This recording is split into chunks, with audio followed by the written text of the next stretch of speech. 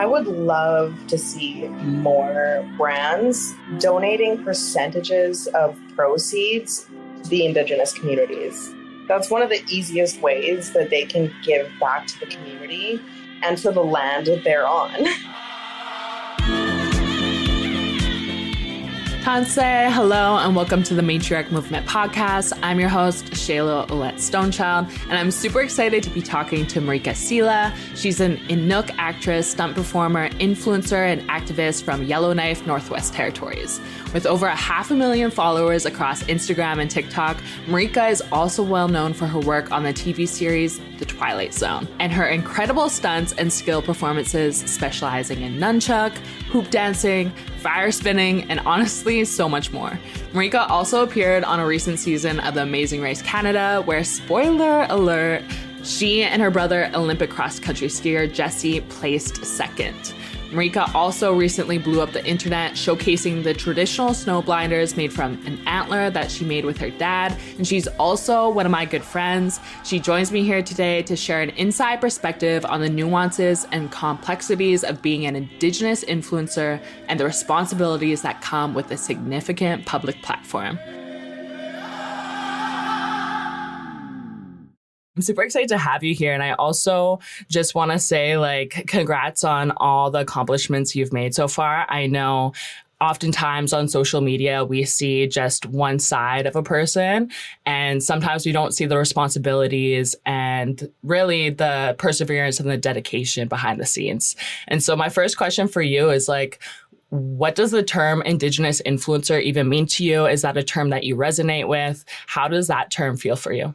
I think a lot of people don't like the term influencer, but I'm kind of the opposite. I actually love that us as Indigenous influencers have the ability to influence our following in a positive way.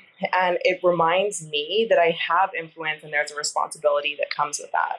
Yeah, and that's what I was just going to get into. There's a lot of responsibility that comes with having a public platform, let alone representing our indigeneity online. So talk about the responsibilities that you feel in having your platform and representing your nation and your community.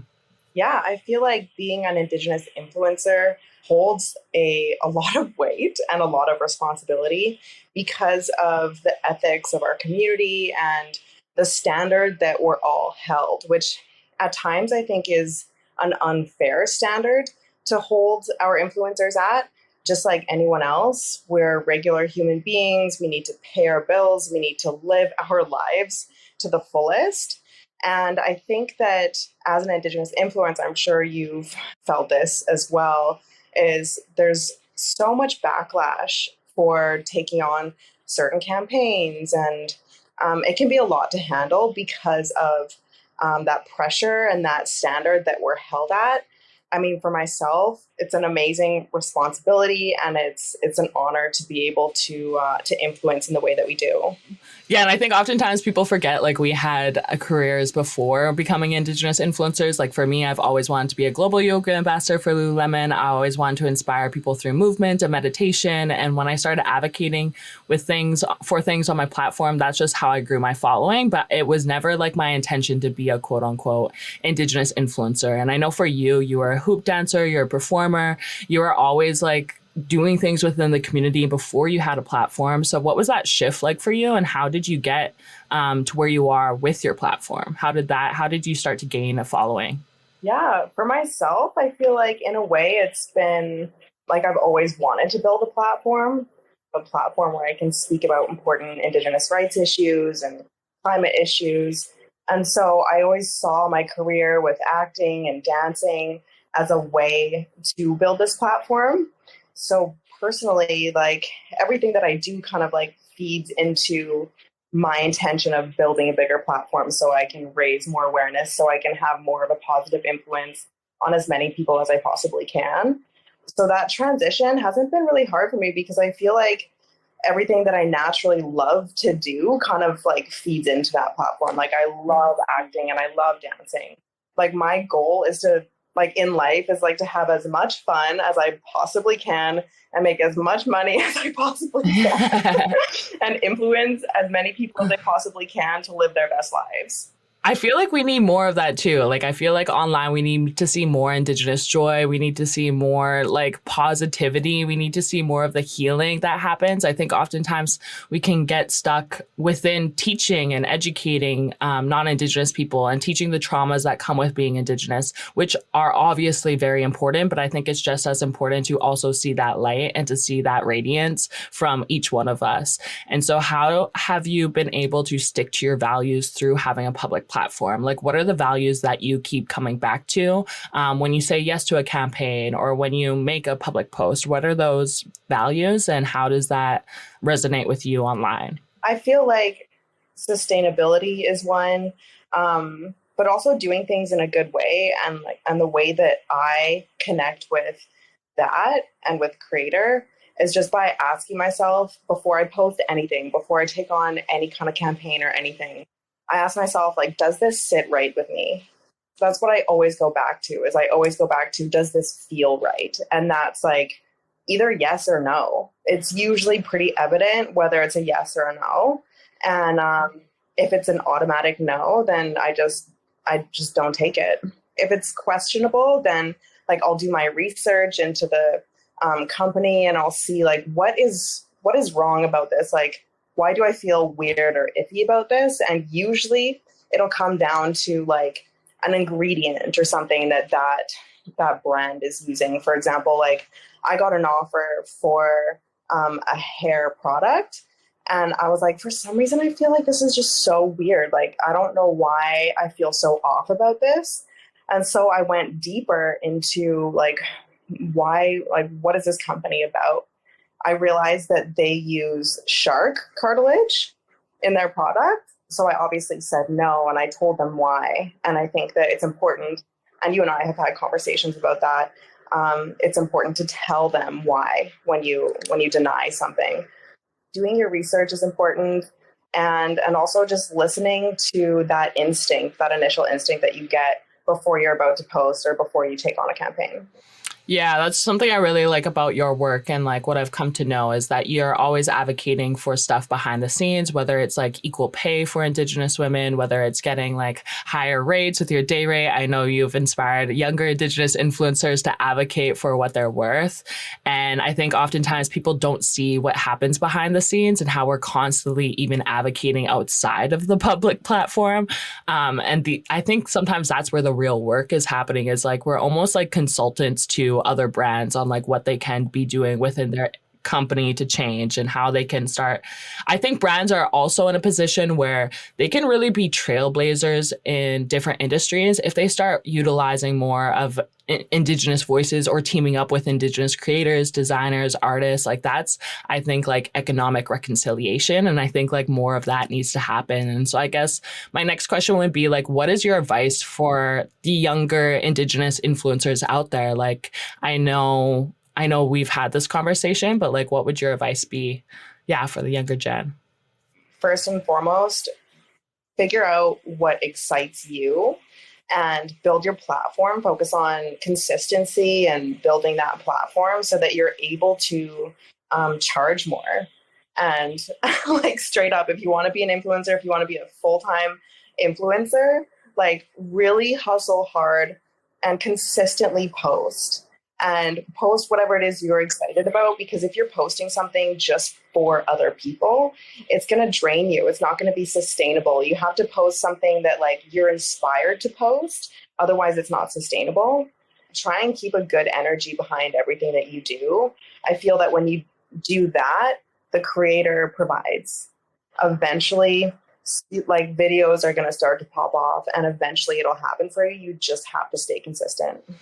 Well, and for you, like consistency and the discipline that you have, like where did that come from? Like, did you always have that discipline as a child? Was this something that was modeled by your parents? Like, where did that perseverance and that consistency come from in your life? I feel like it came from a few different things, but mostly how I was raised. And also just from seeing my brother do what he's done. Like he went to two Winter Olympics as a cross country ski racer. And I was a cross country ski racer literally from the age of 2. Like as soon as I could walk, I was in my first ski race. and I ski raced till I was like 16 or 17. And not very many people know like that side of myself because I don't talk about it very much. But I was dedicated to cross country skiing when I did it, but I didn't actually love it. I actually hated going out and training in the cold every day. And so when I quit ski racing, I was like, what can I do if I put all this dedication towards something I actually love? And so I started dancing. I started hoop dancing and stunts and special skills. And I just used that dedication that I built as a cross-country ski racer and consistently doing something that I didn't love. It sounds crazy, but like, I think that there's a lot of power in doing hard things from a young age, like whether that's like track and field or whether that's soccer or cross-country skiing or whatever it may be. Anything that has like that kind of structure and that takes that kind of discipline, I feel like that translated for me personally into my adult life and has like, I go back to that always thinking about, okay, I used to push myself this hard physically. Now what can I do if like I actually push myself for something that I truly love? Yeah, no, that's really inspiring when you're in an environment that allows you that chance to like have that discipline and to also have that support. And I know you and your brother went on the Amazing Race and you placed second. How was that experience like for you to connect with your brother and also to just race across Canada? It was pretty unreal. It was so special to be able to connect with my brother on a very like sibling level. Like we haven't been spending that much time together consistently, like literally in the same hotel room since we were like 12 years old, probably. We have so many hilarious memories now and like so many inside jokes that we wouldn't have had if we went on that if we weren't on that show together. And we just know each other so much better because you're around each other literally 24/7, as you know, and going through these crazy challenges. So I'm really glad that we did it. Yeah, for those of you who don't know, I just recently competed in the Amazing Race as well. And Marika was on season 8 of Amazing Race and she placed second with her brother. And I'm on season 9 of Amazing Race with my brother. And I have to say, like, it does take a certain level of intimacy and just knowing each other to really be in that moment and to call like, okay, who's going to do this challenge? Also, just putting a lot of trust in the universe that your sibling is going to make it out alive and that they're going to be okay. I think for me, I was like super, like my mother instinct started coming online. I was like, oh gosh, like I should have done this challenge. I don't know if Joel can do it. Like, but I guess I'm the older sister too. Like you're the younger funny. Sibling. Yeah, totally. That's so funny. I wonder how my brother felt seeing me do things now. He's so good at literally everything. So I felt like I was just like trying to keep up with him the whole time. He's just insanely smart and really fit. So we were just like, hey, you're doing this one. Yeah. Like every once in a while I'd come in handy, but like I was literally just trying to keep up with him the whole time. I feel like when you're in the race, like people don't realize like you are in it. And for me, I would forget that there's cameras on. So I feel like when you're on reality TV, you have no chance to put up a mask. Like you have no chance to put up like any kind of borders. You're getting like your raw self. And I know for you, you broke down like a few times in different challenges. And so like, how is that experience like for you when you're, you know, crying on national television? I mean, I haven't seen all the episodes. There are some episodes that I'm like, I just can't watch that. I would say that like as an actress, I feel like it did me wonders to just get so used to the cameras being around. And I never in a million years thought I'd ever get to that point as an actor. It's weird. It's so weird. You're just like so in the moment that like you forget that it's there. But yeah, there's definitely some cringy moments. But it shows the real side of me, so whatever. When you're filming Amazing Race, they literally, each team has a camera person like on the passenger side, and then they have the audio in the back. And when you're running the race, they're running alongside you, which I have to give them like hands down. Like they're beasts. Like to be able to carry a camera and run backwards while trying to like get everything in action is next level. They were keeping up to Jesse and I was struggling with no backpack. They had cameras and like full equipment they were carrying. Jesse was carrying my backpack and I was trying to keep up with him. I gave Joel my backpack like 10 seconds into the race. I was like, take this. Like, I don't even need anything. We literally brought one change of clothes. And we literally went to survival mode. Oh man, I know what that's like. And like, Jesse would take my backpack and he wouldn't be phased at all by 50% more weight. Like he was just like, as if he was like on some morning jog. Literally. No, my brother did the same thing. I was like, wow, like I really, like after the race, I picked up running though from the race. That's something that came with it. Like I got more disciplined with my cardio and actually going for runs now. So I also feel like Amazing Race provided some structure to my life in the fact that I knew where I sucked and I needed to make it better. Yeah, me too. I was literally just running at the gym today and I was thinking about the race. Like now I think I will always think about the race anytime I'm like on a jog. So when you did the race, what was the response like when it went live? Like how was it representing your community? And yeah, how was it received?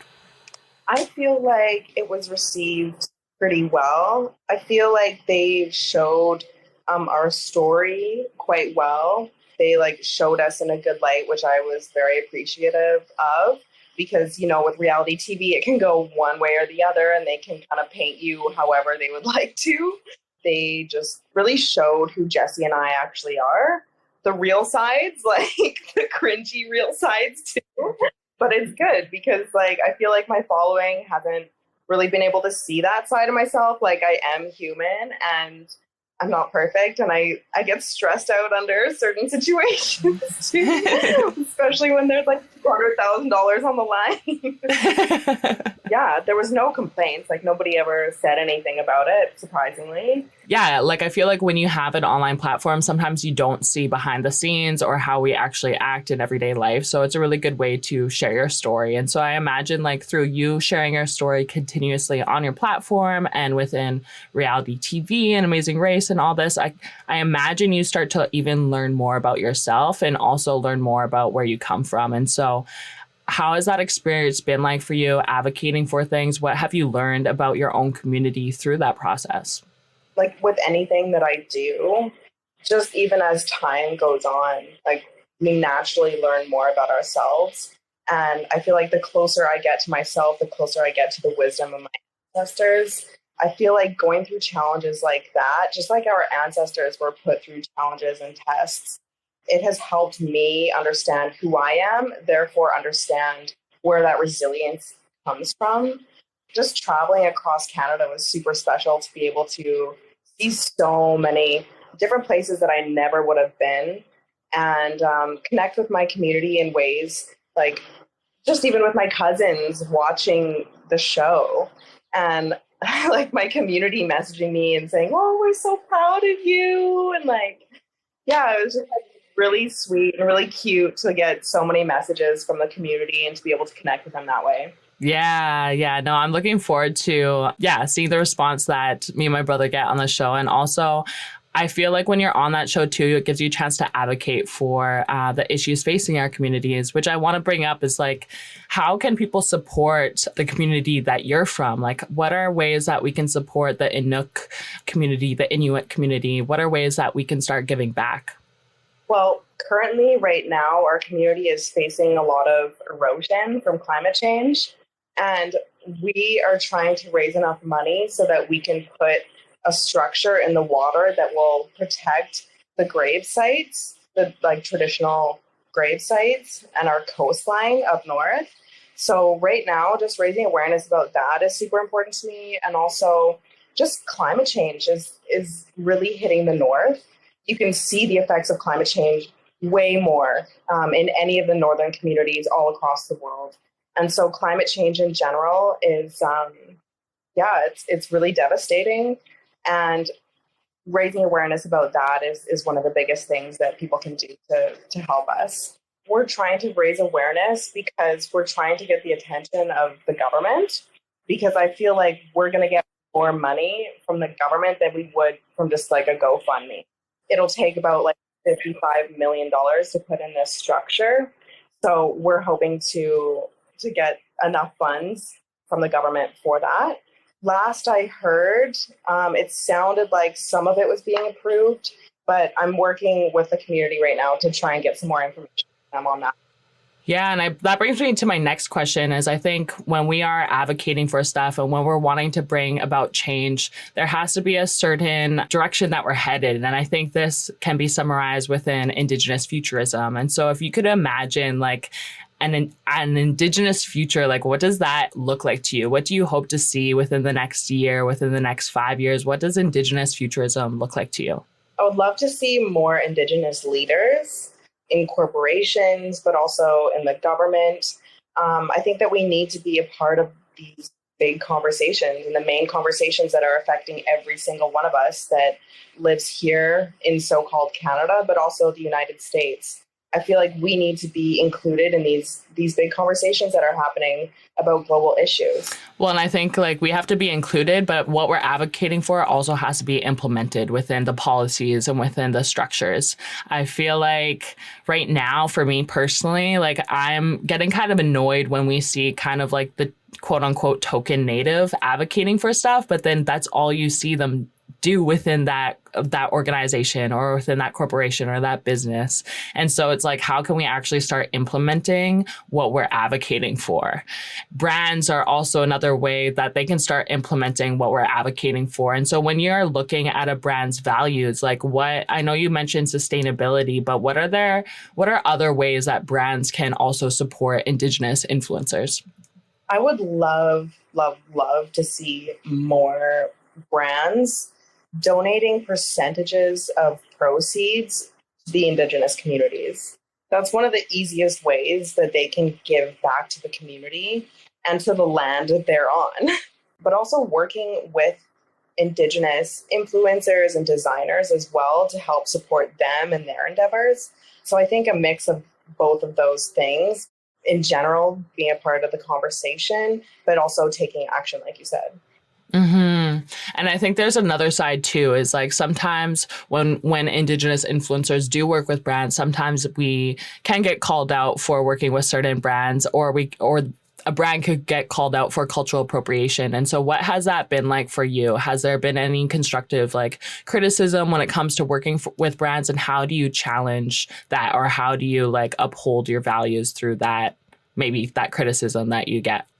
I feel like I probably have a different take on this whole situation, because I believe that as Indigenous influencers, of course we need to be held accountable, but it's silencing very, very important voices when these Indigenous influencers are so attacked by people in the community or anyone online.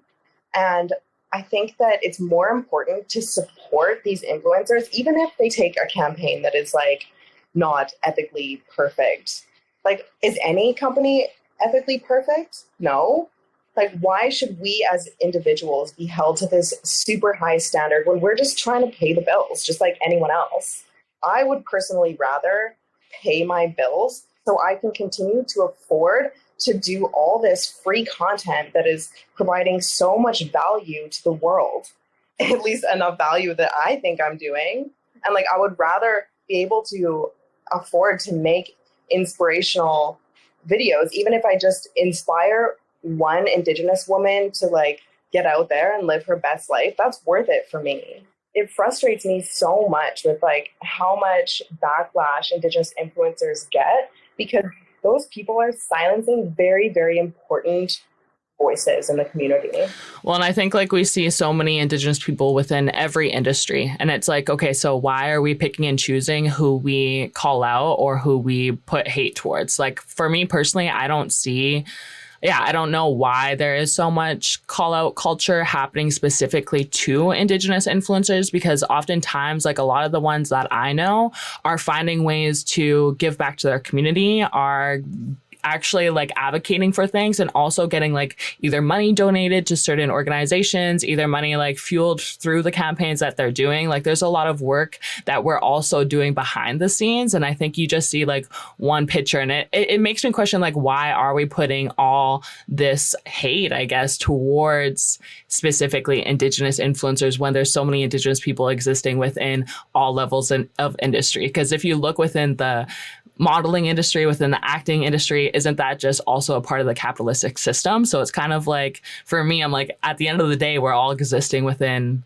a colonial entity. And so it's like, why are we choosing which one we throw hate towards? And I think oftentimes too, as Indigenous women, I think we're holding a lot of weight, and sometimes we're taking on so much responsibilities that are not even our own. And so for me, I'm like, I just like have a lot of respect for Indigenous women that are trailblazing these industries. And I think there's also a lot of change that can happen through an online platform, because now if you look at people nowadays, we're all on our phones. Everyone's attached to social media to some degree. And so it's like, how can we influence people through our phones and through social media? And so I love that you have a different take on it. And I think it also has to be said, because I feel like a lot of influencers haven't even talked about all the stuff that happens behind the scenes. And I think we almost like need to team up together and support one another through this process. And like, it's straight up triggering to like talk about these things. Like people want to know like, what's the worst thing that somebody said to you online? And it's like, I don't even like to give that power by speaking it. Why would I speak openly about that? Just so that more people could hear it and know how they can really get to me. Right. You know? Yeah. I guess for me, it's like, I like speaking about it because I know it exists within my realm. And so for me to like take the weight off is to bring it to the forefront so that I can like get rid of it. That's brave of you. We have different ways of speaking about it too. I think like you can also not speak about it online. Like you can take it to your therapist, or you can take it through like, you could take it into ceremony. You could take it to an elder. Like, I think there's different ways of getting that energy out of your body. And for me, I guess it's just like, sometimes I just speak, but I think it's also like cultivating boundaries, like you're saying, of like what you share about yourself online and what you share with others. And so like, what has that been like for you? One hard boundary that I have is exercised strictly through the block button. Like, I am so quick to block people. Like, I probably have, like, thousands and thousands of blocked people on my account. Like, literally the second they throw some shade, I'm like, bye. Like, if you're going to say that now, you're going to say some more shit again that you're going to try and, like, get to me. So why would I keep that door open for them, you know? So if anybody is just, like, straight up negative, I'm like, okay, bye. If they're starting a constructive conversation, I'll let it play out, and I'll reply even. But if it's like not constructive, if they're literally just throwing shade and like calling me ugly or something, I'm like, bye. Like, why would I need you? Yeah, no, totally. I've heard like of other creators using the block button and also just saying like, this is my page. You've come on here to my house. Like, would I invite in a stranger to my house that was hating on me? No, I would like just not even let them in my door. And so I love that you utilize the block button. That's something that I need to start utilizing more. But coming back to like this Indigenous futurism, you said that you want to see Indigenous influencers and digital creators working more with brands. Is there any ways that you think brands can really support us through telling our stories? I think that one of the easiest ways companies can help give back is by helping us share our stories, whether that's like through sponsoring an Indigenous documentary or sponsoring the creation of a TV series or a movie.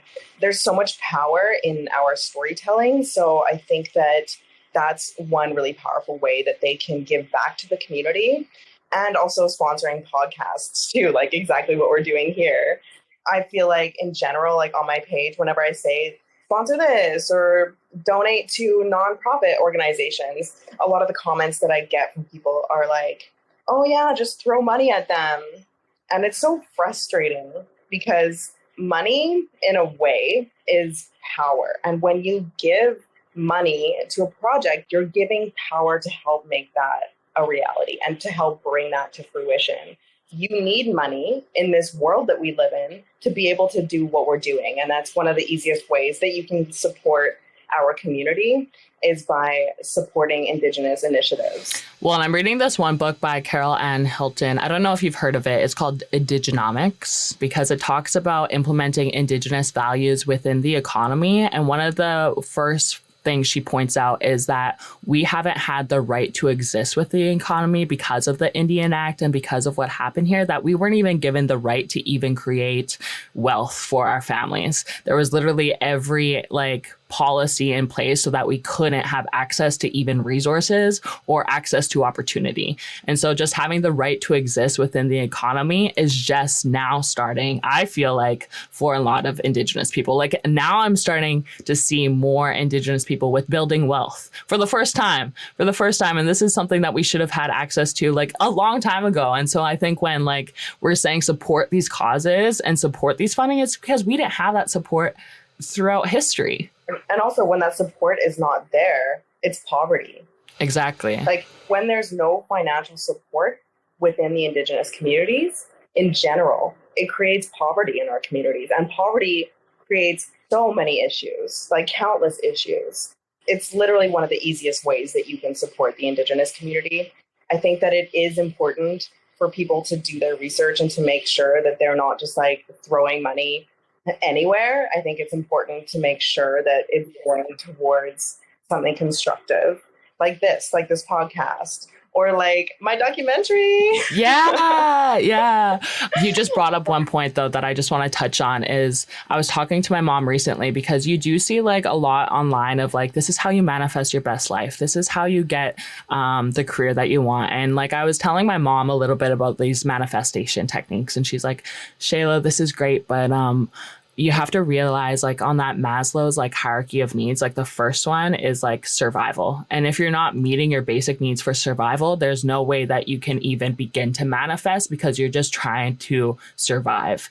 These techniques that we see online, I mean, if you're just fighting to put food on the table, how can you even generate your best self if you're not even having we need just our basic needs being met before we can even begin to start that healing process. And that's something that I hope for to see within our futures. Moving to my next question is how can people support the documentary that you're making and what is the documentary all about? Yeah, so this idea for the documentary came about years ago.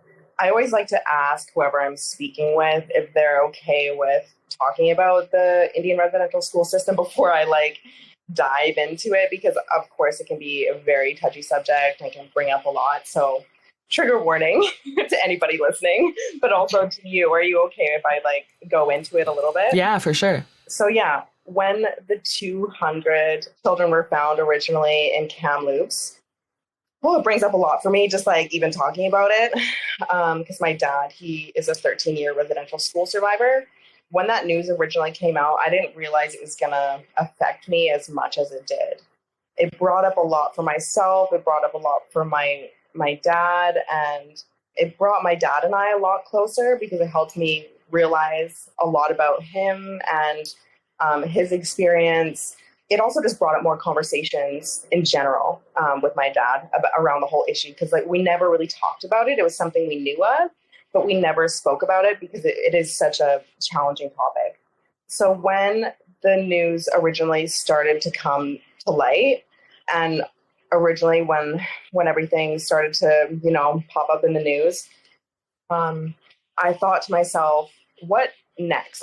What needs to happen in order for Canada to move forward in a good way, so-called Canada to move forward in a good way? And I was thinking about just making a little 2-minute video about what I think needs to happen in order for us to move forward in the best way possible. But I realized that this is a question that needs to be answered by as many community leaders and members as possible. So the goal of the documentary is to interview as many Indigenous folks across Canada, whether that's Indigenous influencers, community members, chiefs, or any of the thought leaders in our communities. I want to ask them personally what they think needs to happen in order for us as a nation to move forward in the best way possible. And it's been really interesting. We've filmed the first day back in spring, and we interviewed 5 of our first interviewees, one of which is my dad. And it was just a powerful, powerful day. Like that night, I was awake until like 5 a.m. the night before because I was just like so like stressed, but also just like nervous and like I couldn't sleep. And I took my dog out for a walk. And the first time I have ever seen the Northern Lights, I saw it that night in Canmore. So I've never seen the Northern Lights in Canmore, and I've lived there for the majority of like my life since we moved down from the north when I was 5. And I had never seen the Northern Lights this far south ever in my life. And the Northern Lights like literally lit up the entire sky. And I just felt like it was like a good omen. And so that morning we started the filming, and I was really nervous about it because it is such a touchy subject. It went really, really well, like way better than I ever could have imagined. The interviewees, they had these breakthroughs where they felt like being heard. And I feel like there's so much importance in telling the truth, but there's so much healing in feeling like we are heard. That day, every interviewee just like, you could tell that they just like, you could see like a weight come off their back just because like they felt like this is going to get out there. This is going to be heard by thousands, hopefully, of people, hopefully even millions of people. Yeah, I think that it was like the first day went really, really well. And we're just hoping to get some funding for another couple weeks of filming. I think ideally we can even do it like with 4 or 5 more days of filming because of the amount of content we've gotten already. And I'm really excited about it. And it wasn't nearly as heavy as I thought it was going to be. Like, it was more like inspiring and like really just healing for us all to come together and speak so openly about it. So yeah, I'm really excited to like continue filming and to get this done because it's been so many years since I originally announced the project. So basically, like, what happened was I announced the project, and it was so much weight. That's like one thing I think a lot of people don't realize about being an Indigenous influencer is like the weight that speaking about this kind of thing actually carries on us and how hard it is for us to talk about. For me personally, it just like made me realize that all of my issues, including my OCD, like all roots back to the residential school system. Realizing that like was so heavy for me that I just couldn't carry the project for like a year and a half. I had to put it on the back burner and just like focus on my own healing so that I could be strong enough to carry this forward. I feel like right now is a really beautiful time to share this project because it's given people time to heal and to realize what I have realized through all of this so that they're able to speak in their best light as well. So yeah, it's been a journey. Yeah. Well, like just going back to like the 215 children that were found, like my dad went through residential school too. And even though I felt like I had done a lot of healing within that, and my dad's no longer here either. So like, it's not like I can really talk to him about it.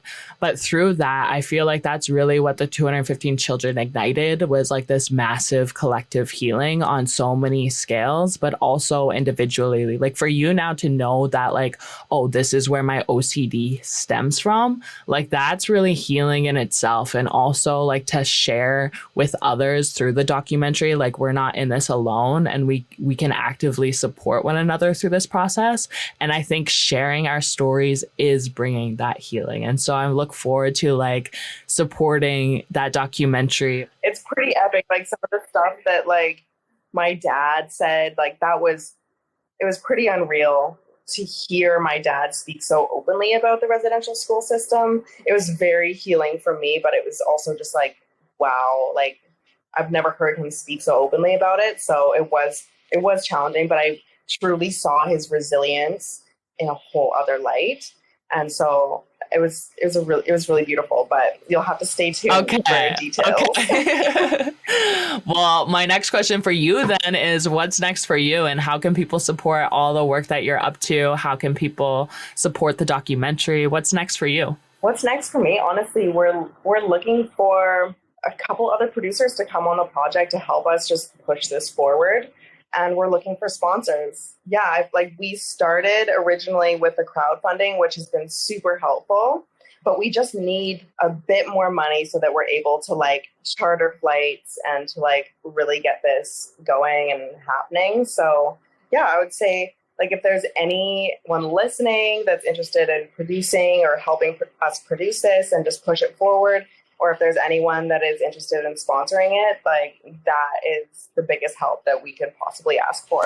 Yeah, I look forward to seeing the trailer, and I look forward to also just still following along your journey. I know you're in Italy right now. I don't know when you're coming back to Canada, hopefully sometime soon. Thank you so much, Marika, for joining us on the show, for sharing a bit of your story, for also being very vulnerable and what happens behind the scenes. I know we have learned a lot from just seeing your vulnerability online, but also how you commit to your community and commit to sharing other stories. I look forward to seeing that documentary too, because I'm literally what's next? Yeah, yes. Well, thank you so much for having me, and you always inspire me in so many ways. So thank you for that. And I can't wait to see what's next for you.